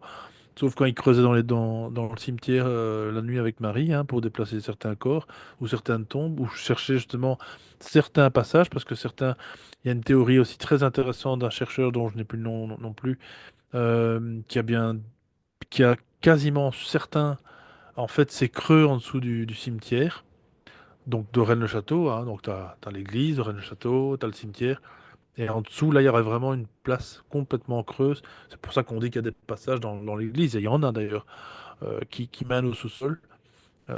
En fait, même des couloirs qui mènent à d'autres coins du village. Et notamment, ça c'est aussi une interview que j'ai faite avec Jacques Lefranc, euh, donc sur justement le meurtre de cet autre curé dont je n'ai pas le nom. Donc il y avait, comme tu dis, euh, Henri Boudet, et puis il y avait... je vais trouver quand même le nom, je sais pas... Attends, ça va être vite fait, désolé. Il n'y a pas de souci. Henri Boudet et... euh, ah, non, j'ai pas le nom ici, c'est pas grave. Euh, en fait, c'est... Lui aussi, donc on suppute que, comme il était très très méfiant, très parano, ben en fait, il n'ouvrait à personne. Il n'ouvrait à personne, sauf les personnes qu'il connaissait forcément. Mais là, il y a une théorie très intéressante, qui dit qu'en fait, la personne qui a tué ce curé, donc qui faisait aussi finalement partie du secret, du complot, mais là, lui, il est décédé. Donc c'est déjà étrange, voilà, c'est Gélis. Donc Antoine Gélis. Donc pour lui, il est mort de manière relativement violente, et on lui a pas volé d'argent, rien du tout. On a juste mis un mot, Angelina, un truc dans le genre. C'est aussi un mot de passe, hein. C'est tout ça est codé. Et donc, lui, d'ailleurs, on le voit dans le film. Alors, eux, là, ils ont remplacé Dan Brown. Ils ont remplacé le meurtre du curé. Et c'est Béranger Saunière qui est allé par terre, alors que dans la réalité, c'est Gélis. Et ben, Gélis aussi, pareil, il y a une théorie qui dit, enfin, c'est même pas une théorie, là, pour le coup, mais que ce serait justement Alfred Saunière et peut-être Béranger lui-même, en fait, qui serait passé par l'arrière-cour où habitait Gélis. Et l'arrière-cour, en fait, était un couloir qui menait justement. Apparemment, ce serait souterrain. Donc Donc ça permettrait. Béranger Saunière pourrait être impliqué dans le meurtre de Gélis. Oui, oui, moi je pense. Et en tout cas, je l'ai toujours pensé. Et si c'est pas lui, alors c'est au moins Alfred. C'est au moins Alfred qui, lui, par contre, était. De toute façon, ce qui paraît que les deux frères Saunière étaient des types très costauds, hein. Apparemment, voilà. Des gars qu'il fallait vraiment pas. Euh, fallait pas se friter, comme on dit, avec eux. Et bref, tout ça pour dire, parce que là, je m'étale un peu partout, pour en revenir au souterrain de l'Aude, hein, donc, qui se trouve dans la région, donc Redae, hein, ce fameux Redae qu'on n'a pas trouvé. Eh ben, il y a une autre théorie intéressante qui, là, pour le coup, vient appuyer un peu tout ça. Cette fameuse interview que je vous conseille d'aller voir, où on avait fait donc tout ça. Euh,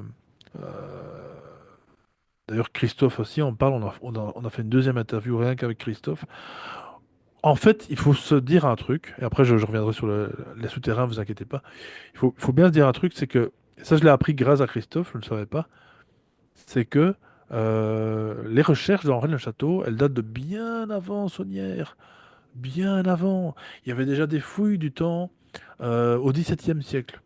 Donc, c- donc c'est en 1600 AD, il y avait déjà des fouilles faites par des curés, parce que là par contre, il y avait des traces de Romains qui seraient venus dans la région,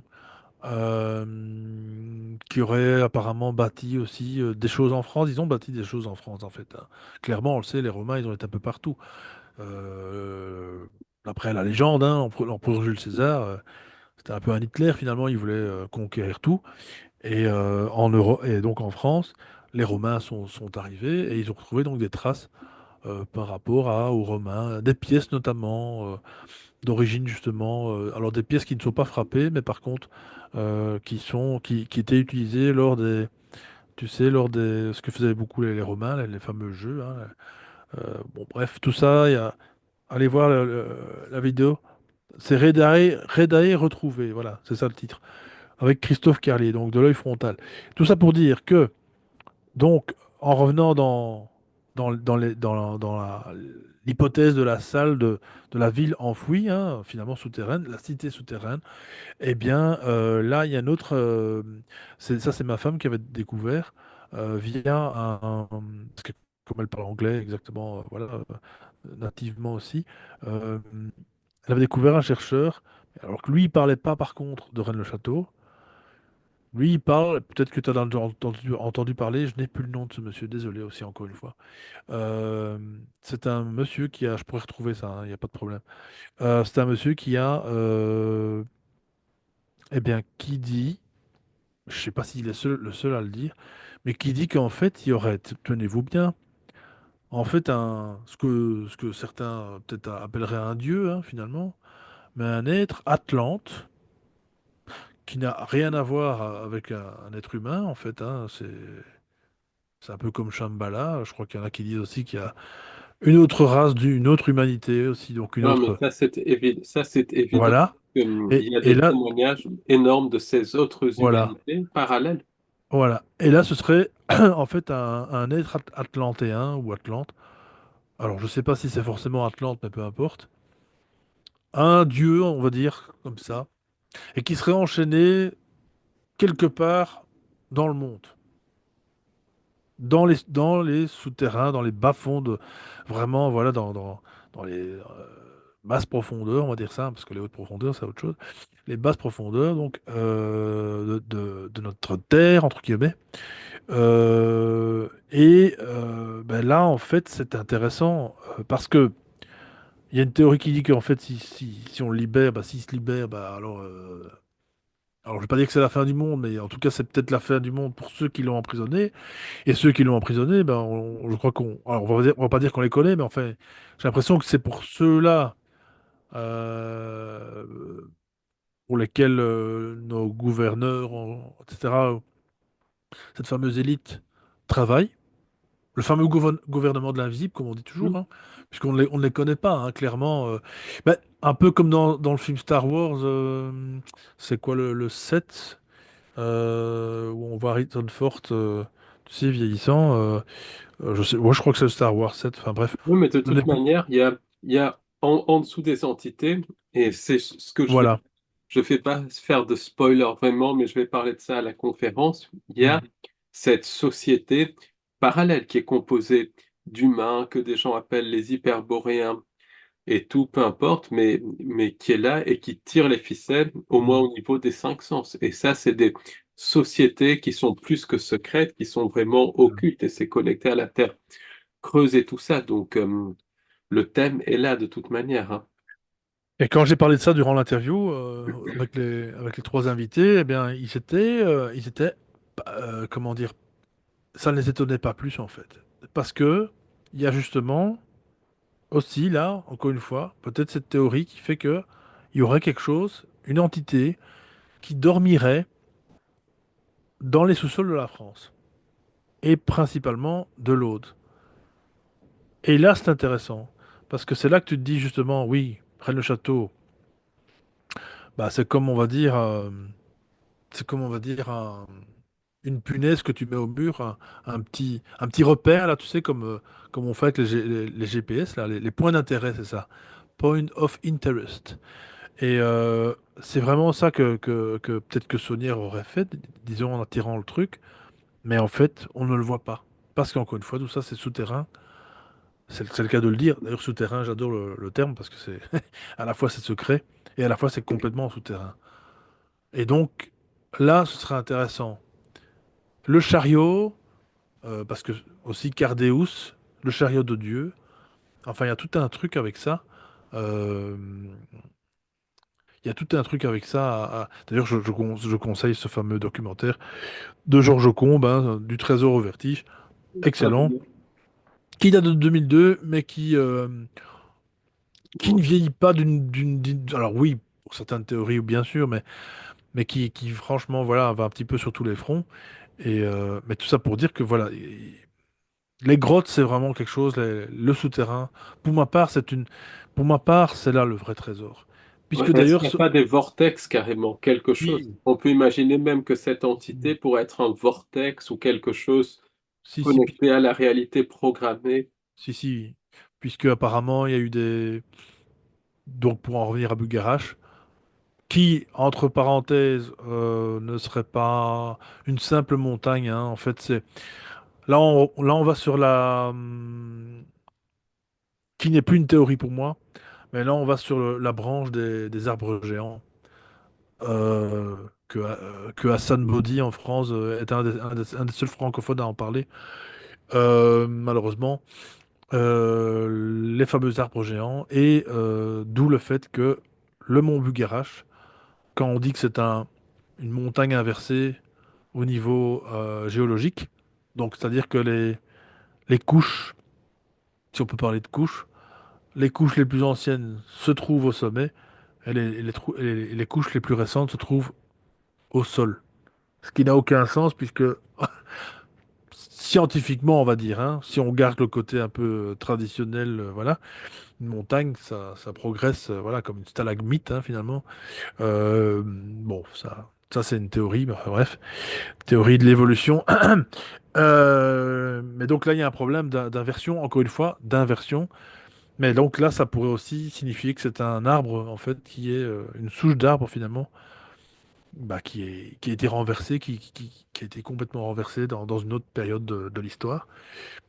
Mais tout ça pour dire, donc voilà, et que c'est pour ça aussi qu'il y aurait beaucoup de phénomènes, puisque les arbres, même s'ils ont été fossilisés par une force une source une haute source, attends, une source de chaleur intense, tout comme en Inde, avec les villes vitrifiées qu'on connaît hein, par cœur, ces fameuses montagnes qui ont été complètement vitrifiées, euh, dont il y en a certains qui disent que voilà, qu'il y aurait une forte source de chaleur intense qui est arrivée en un instant et qui aurait tout figé sur son passage, quoi.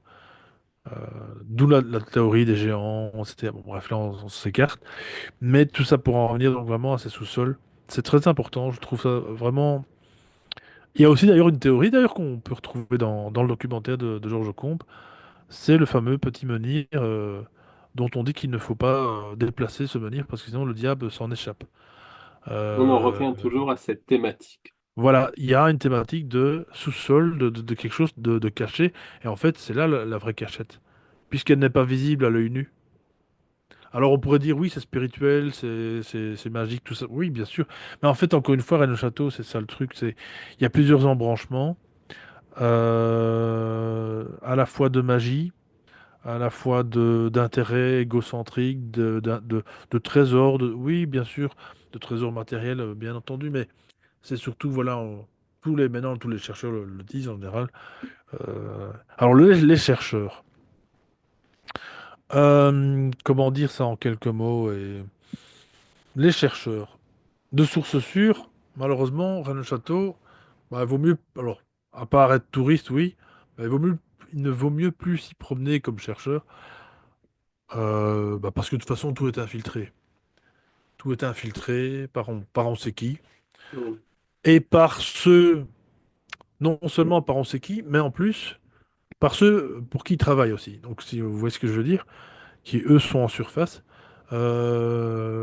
Donc, c'était un endroit relativement observé. Voilà, un endroit qui est, oui, observé de toutes parts. Il y a des caméras dans les arbres. Hein. À ce qui paraît qu'il y a des caméras dans les arbres. Donc voilà, c'est un lieu super surveillé. En gros, ça sent vraiment c'est la zone 53, quoi. C'est, voilà. Donc là, je pense que vaut mieux pas trop s'y aventurer. En tout cas, pas tout seul. Et certainement pas avec une pelle, quoi. Donc ça sert à rien, en fait. C'est mort. Je veux dire, l'endroit, de toute façon, a déjà été exploité. Et de toute façon, clairement, il y avait un trésor à trouver, non seulement il est déjà trouvé, mais il est déjà scellé aussi, surtout. Voilà. Moi, je pense qu'on ne pourra plus y accéder. Et encore une fois, je pense que la théorie, pour moi, hein, c'est la plus probable. Le vrai trésor est souterrain. Et, euh, et je pense que voilà. D'ailleurs, c'est pour ça que Saunière disait sur son église que ce lieu est terrible. Hein, ce lieu est terrible. Il l'avait mis sur. Il a encore. C'est inscrit sur l'église, sur le fronton. Ce lieu est terrible. Alors, c'est une phrase qui vient de la Bible aussi, mais bon, il l'a bien mis, et il l'a bien dit. C'est pour bien prouver que c'est un endroit relativement dangereux. D'ailleurs, lui, quand il est mort, il est quand même mort d'une maladie quand même assez foudroyante, je sais plus exactement ce que c'est. Mais voilà, il était pas si vieux que ça en plus. Euh, donc voilà, je pense que on l'a empêché de continuer, clairement, parce que il avait, je pense, cet ego de dire, j'ai trouvé quelque chose que on m'a peut-être pas demandé d'aller, quoi, tu vois. Je pense qu'il a trouvé vraiment il est allé sur des terrains où il n'aurait pas dû aller. Et c'est très probable. Je pense que ce type, en fait, faisait de l'excès de zèle pour trouver. Finalement, on lui donne un travail, mais il a été au-delà de ça, je pense. Et c'est là que c'est devenu dangereux pour lui. Et voilà. D'ailleurs, pourquoi est-ce que Marie Denarnaud fait une attaque cérébrale quand elle va justement dire sur son lit de mort à Corbu de quoi il en retourne? C'est clair. En fait, c'est un terrain vraiment, vraiment houleux. Rennes-le-Château, oui, donc clairement, c'est. Enfin, Rennes-le-Château, Rennes-les-Bains, tout ça, quoi. Et en attendant, chaque année, chaque été ou chaque printemps, énormément de touristes vont là-bas, etc. Donc c'est très bien pour faire marcher un peu le commerce là-bas. Mais à part ça, on noie complètement le truc et voilà. Et est-ce que, alors, quand on regarde Rennes-le-Château, moi, Hmm. je vois que tout est codé. Quand on voit cette maquette dans le document de Jimmy Gueux, Oui, tout est complètement codé. ouais, Ensuite, on voit qu'il y a toutes des connexions numérologiques, des connexions avec d'autres lieux, avec la chapelle de Roseline, l'église Saint-Sulpice à Paris, qui sont des monuments du reste tartarien. Énormément de connexions, énormément de codes. Donc quand on regarde ça comme c'est codé, tout colle, tout colle à 1000%. Et c'est un petit peu pareil pour un vortex moins connu, ouais, le vortex de Théopolis qui est situé près de oui, Sisteron, où j'ai été. C'est une petite chapelle, c'est très peu connu, mais tout est aussi codé dans des, euh, dans des chapelles aux alentours. Il y a des c'est ça. connexions avec le temps. La route s'appelle la route du temps, avec la Tartaria, avec énormément de choses. Il y a un codage, pour faire simple, Hmm. numérologique, un codage dans la langue des oiseaux pour ces deux vortex. Donc pour moi, et ça ce n'est que mon avis personnel, Mhm, mhm, mhm. des humains ne peuvent pas faire ça, même avec les moyens les Non, plus sophistiqués, surtout pas un prêtre aussi riche soit-il, non, même non, s'il travaillait en équipe, non, ils peuvent pas. non, Même des sociétés secrètes ne peuvent pas. Il y a une non, technologie non humaine. Donc, est-ce complètement. qu'il n'y a pas une programmation de la réalité pour que ce codage ressorte aussi? On n'en revient pas toujours à la nature matricielle de la Mais réalité à un hmm. niveau.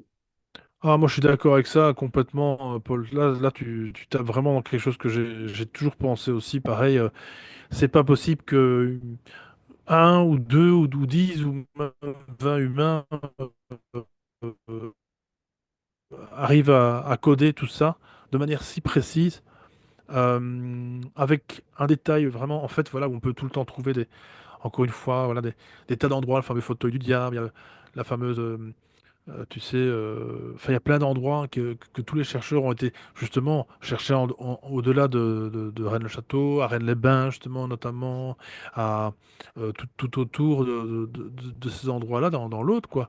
Ils ont trouvé des tas d'endroits, ils ont fait des recoupements en traçant tu sais, en utilisant la géographie sacrée, hein. Là, je salue Alexandre Rouget, que j'ai reçu aussi il y a plus de maintenant 2 ans maintenant déjà où il avait fait une super interview avec ça. Et il y en a plein qui font des recherches là-dessus. Et chaque fois, tu tombes sur des endroits qui ont été des endroits clés. En fait, c'est comme si chaque fois, un petit monument, une petite église, enfin, quelque chose de bel et bien humain, avec une trace de l'humain, quoi.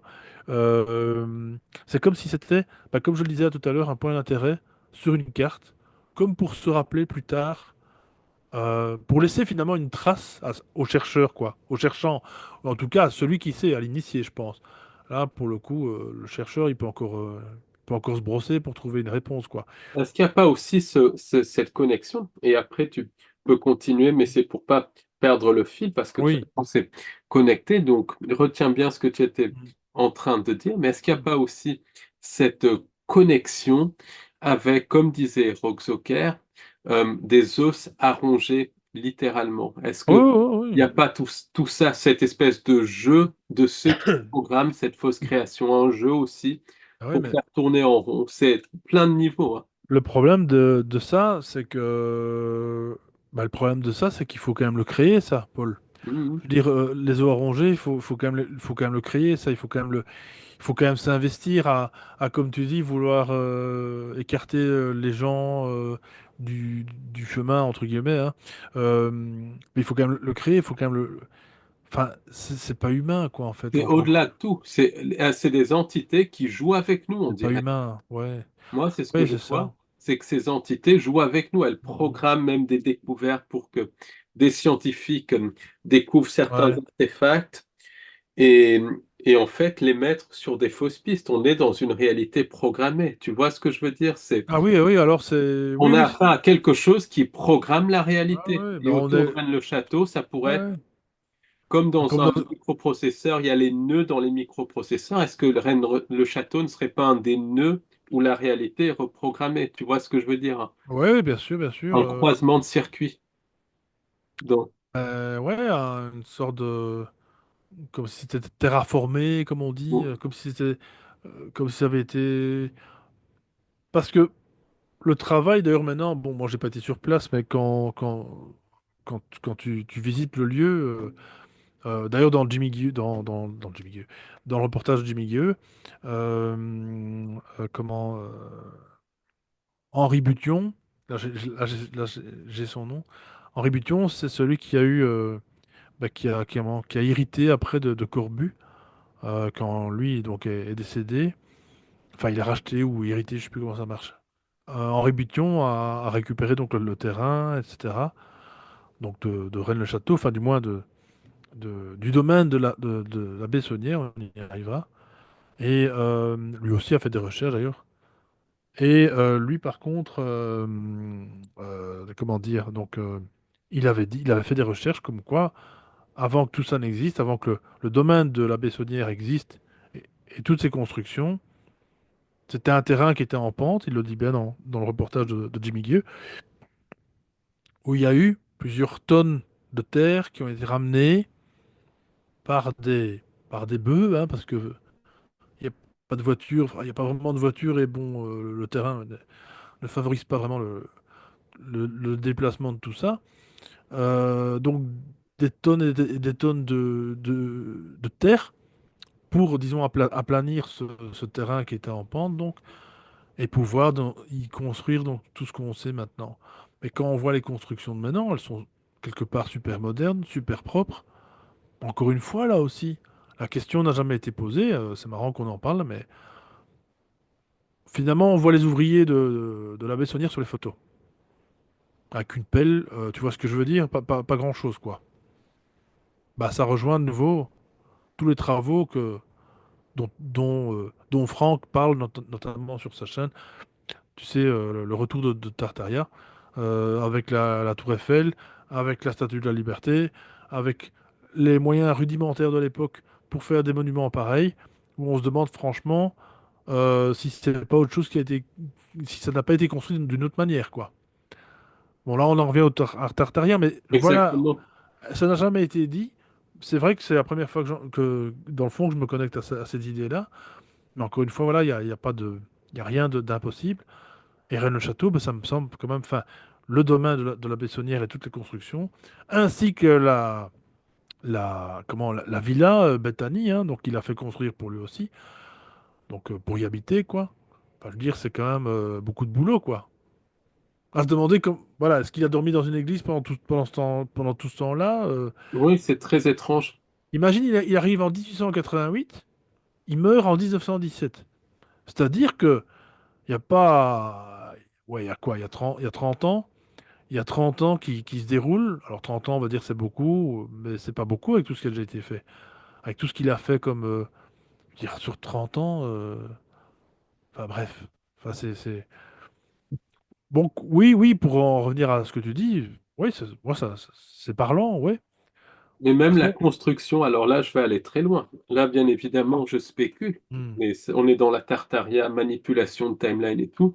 ouais, Est-ce que même, est-ce que même ça, l'Église n'a pas été programmée dans la réalité, et puis après, ils reprogramment les mémoires pour que les gens se rappellent la construction et tout, mais c'est pas littéralement programmé, puisqu'on est dans une hmm, réalité comme une simulation. Quelqu'un ouais, tape sur un bouton, c'est programmé, après il y a une histoire qui se met en place comme dans un jeu vidéo, qui est imprimé dans le c'est ça. subconscient des gens. Et puis après, ce qui explique le codage parfait, parce que c'est quand on voit cette maquette dans le reportage de Jimmy Ouais. Coo, le codage est absolument parfait. Et du reste, dans le film Reine le château du trésor au vertige, ça confirme exactement ça. Donc on est sur vraiment quelque chose en rapport avec le monde souterrain, les entités du monde souterrain, peut-être des vortex, mais aussi la nature même de la réalité. C'est une hypothèse comme ça. Et en tout cas, attention, je ne suis pas spécialiste Non, mais de ça, mais c'est une hypothèse que je lance. Mais en plus, quand tu écoutes Christophe Carlier, donc de l'œil frontal, qui fait ses recherches là, depuis des années sur Rennes-le-Château et qui est lié aussi en plus, disons, à la carte astrale, à la carte du ciel, euh, je veux dire, c'est très précis tout ça. Je veux dire, c'est très mathématique. C'est voilà, bah, comme ce chercheur, là, dont je n'ai plus le nom non plus parce que bon, il y a beaucoup de choses à retenir. Ce chercheur qui a parlé, tu sais, souvent du rapport avec Mars et donc le site de Stonehenge, tu sais que tout est en fait un miroir, etc. Bon, bref, où on retrouve la fameuse pyramide sur Mars, la fameuse tête de singe et compagnie, hein, qui a été du reste aussi effacée au fur et à mesure selon les photos plus modernes, en disant que c'était juste une pareidolie. Mais bref, tout ça pour dire que... mais donc voilà, si déjà toute l'affaire de Rennes-le-Château est déjà basée sur les astres, et au niveau même des mesures et compagnie, on peut retrouver plein de... Je veux dire, c'est pas humain, quoi.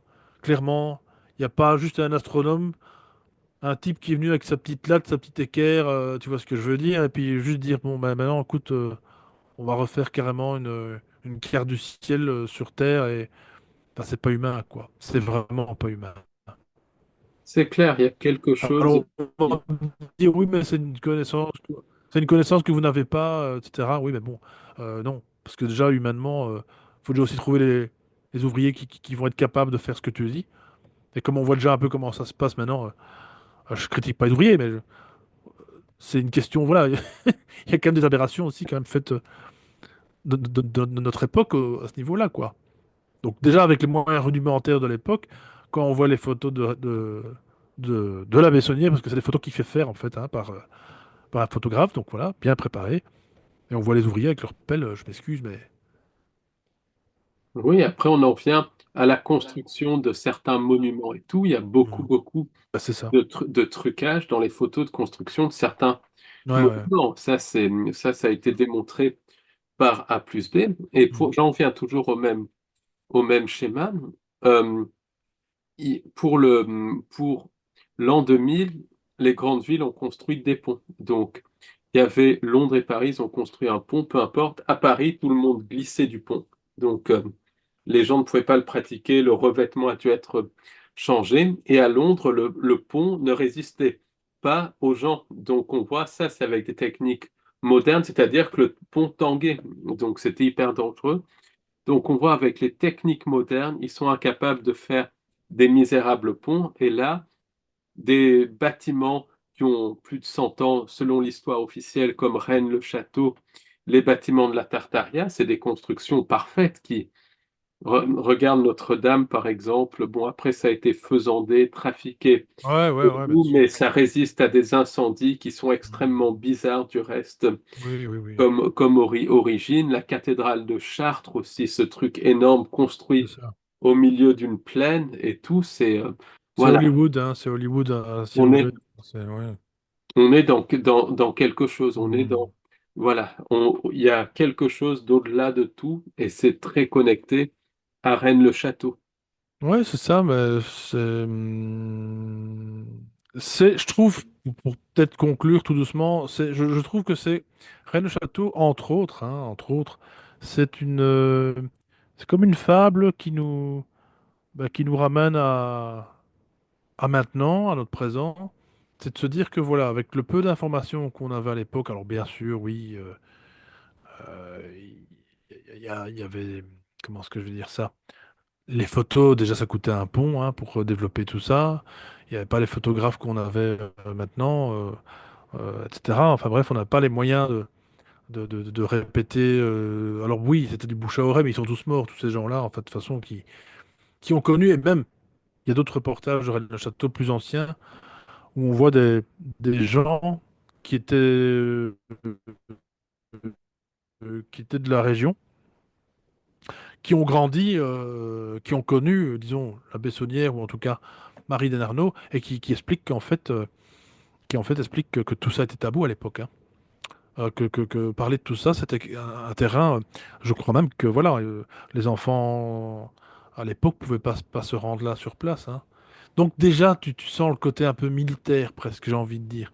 T'as déjà ce côté un peu, non, non, restez là, on est en train de faire des trucs. Tu vois, il y a un truc vraiment bah, comme une base, je reviens avec ça, comme la base, comme la zone 53, je l'appelais ça comme ça. Euh, Vraiment, c'est ça. Vraiment, tout un chantier, voilà, un chantier secret. Et je te dis, tout ça était tabou à l'époque. Alors oui, il y avait des racontages, mais c'est tout. Tu pouvais pas savoir comme maintenant. Maintenant, les gens se laisseraient plus faire, je pense. Les gens, maintenant, tu rigoles, tu construis un truc qui... Je crois quand même que les gens... ouais, ouais. De toute façon, déjà, on aurait des documents, on aurait des photos, enfin, il y aurait beaucoup plus de choses, puisque maintenant, on a quand même un petit peu plus de... Mais c'est une fable, donc, pour dire, qui nous ramène à ça, en fait, c'est que le manque de... Le manque de documents, de toute façon, peut complètement changer l'histoire. Et ça peut Et, en- montrer qu'il y a des reprogrammations de réalité et des carrément. programmations de réalité, l'effet Mandela, les fameux Lost Media dont on parlait en off. Oui, parce que alors Rennes le Château, ça de toute façon, on le sait, il y a beaucoup de chercheurs qui en parlent de ça aussi, mais il y a beaucoup de choses qui sont détruites aussi au fur et à mesure, hein.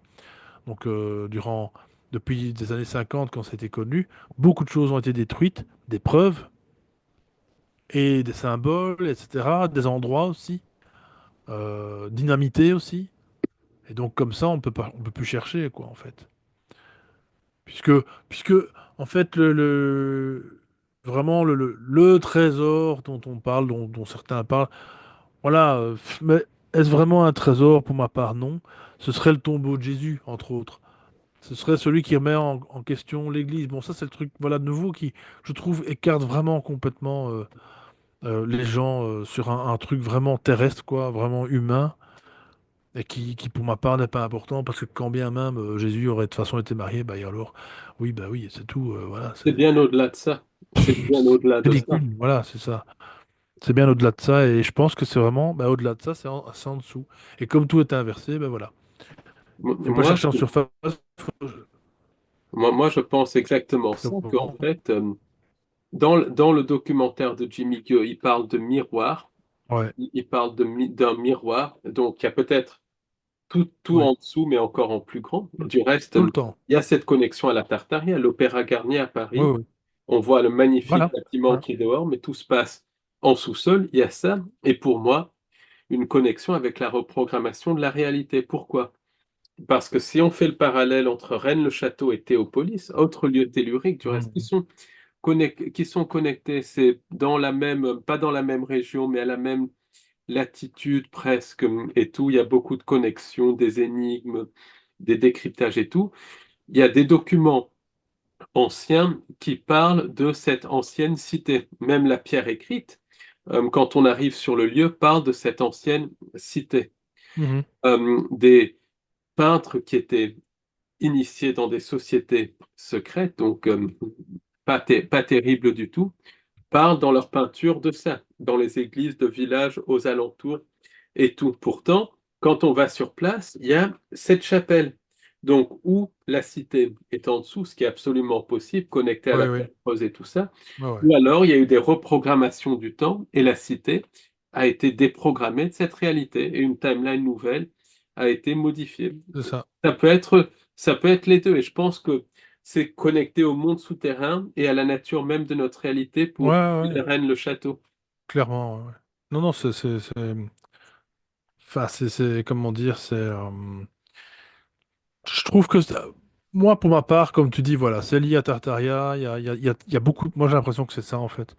Je pense que le vrai trésor, bah, le trésor, c'est que, en fait, ils veulent pas qu'on découvre les coulisses de notre humanité, en somme, d'où on vient, ou alors qu'est-ce qu'on a nous, en fait, finalement, pour eux, parce que voilà, il y a même peut-être même pas une question de descendance pour le coup, puisque voilà, je pense que on a été créé de toutes parts, en anglaise peut-être, si ça se trouve, voilà, comme les Urukwai dans Le Seigneur des Anneaux et dans la Bible, comme le fameux Adama, hein, le fameux Adam, voilà, a été créé aussi en anglaise aussi.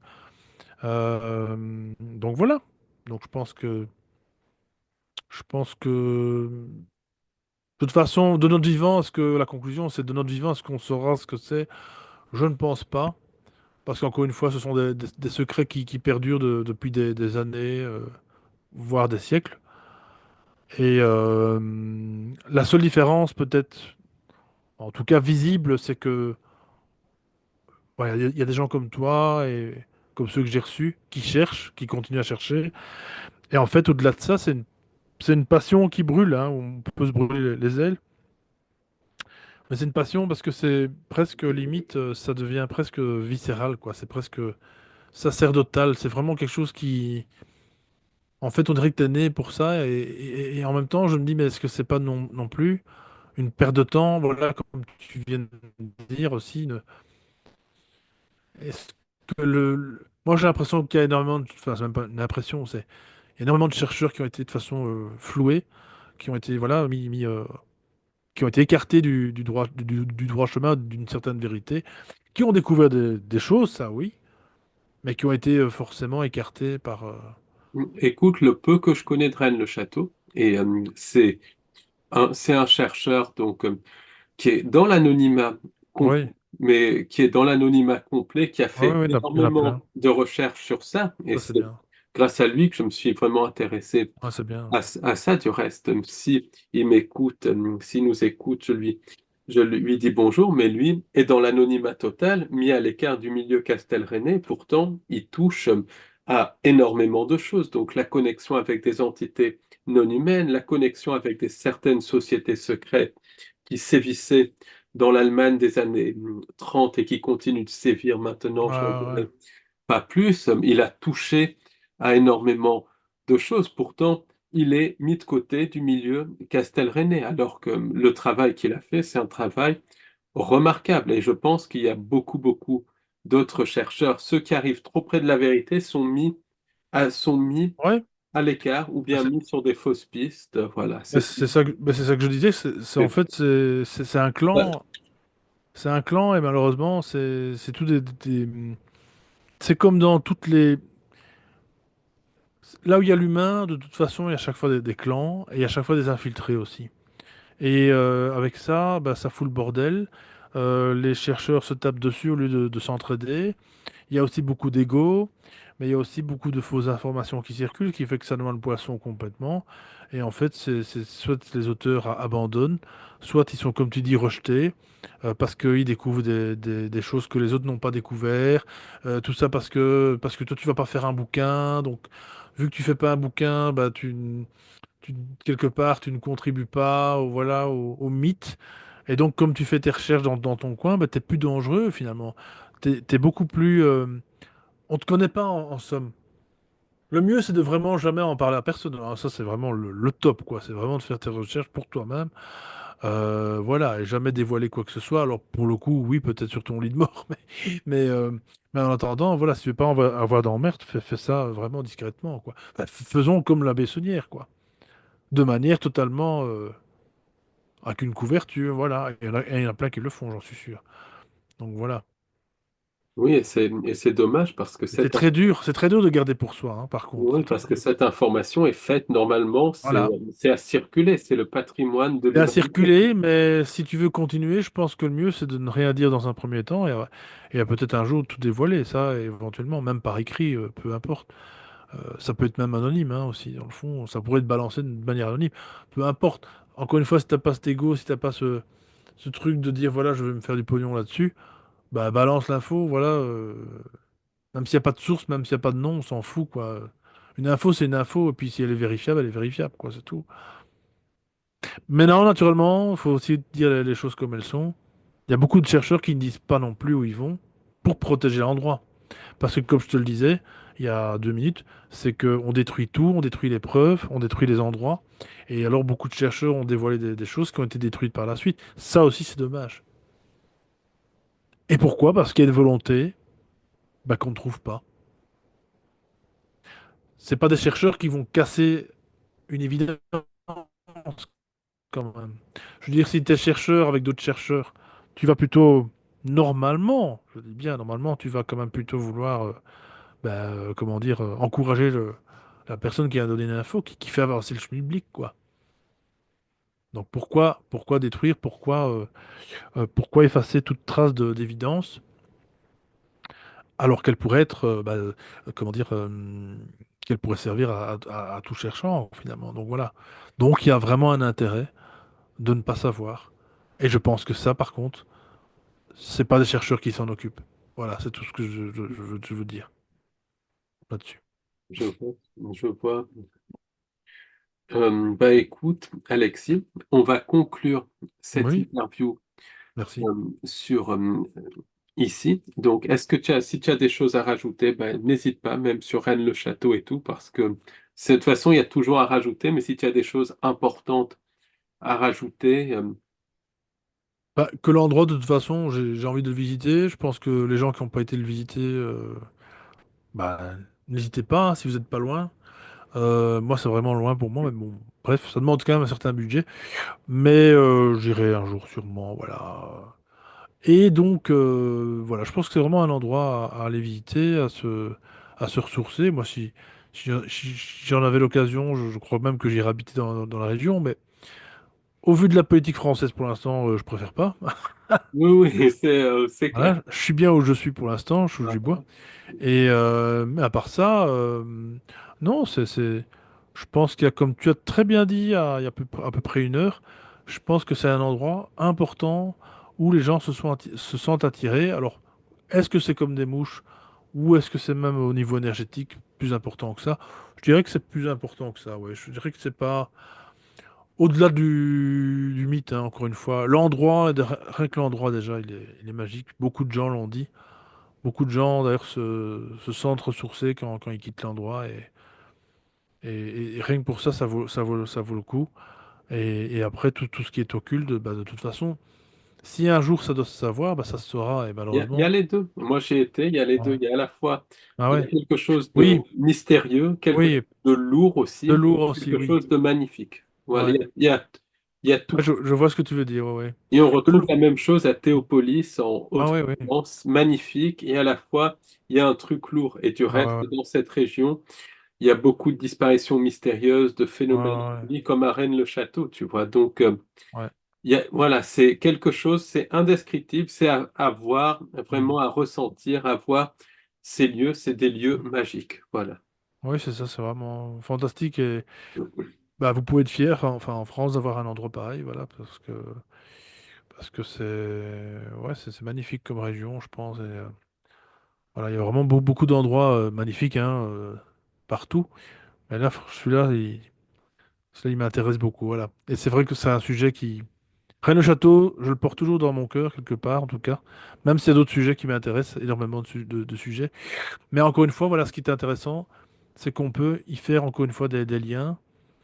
Et bah, d'une certaine manière, apporter en tout cas une pièce au puzzle. Donc, Rennes-le-Château, je pense, oui, ça fait partie d'un grand puzzle. Et voilà. Intéressant. Moi, je suis content de connaître ça, en tout cas de mon vivant, quoi. Eh ben, écoute, Alexis, donc, juste avant de te quitter, est-ce que tu peux redire le nouveau nom de ta chaîne, plus exactement, et Oui. puis où les gens peuvent te joindre, en fait?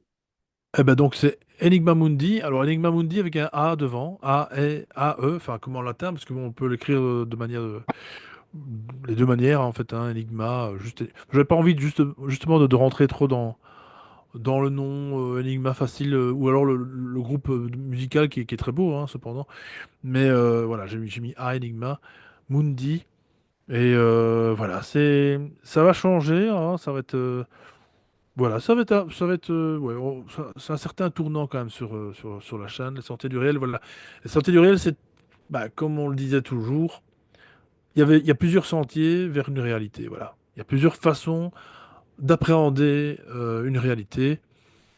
Je sais qu'il y a plusieurs réalités, d'accord, mais il y a quand même une vérité quelque part, hein, unique, universelle.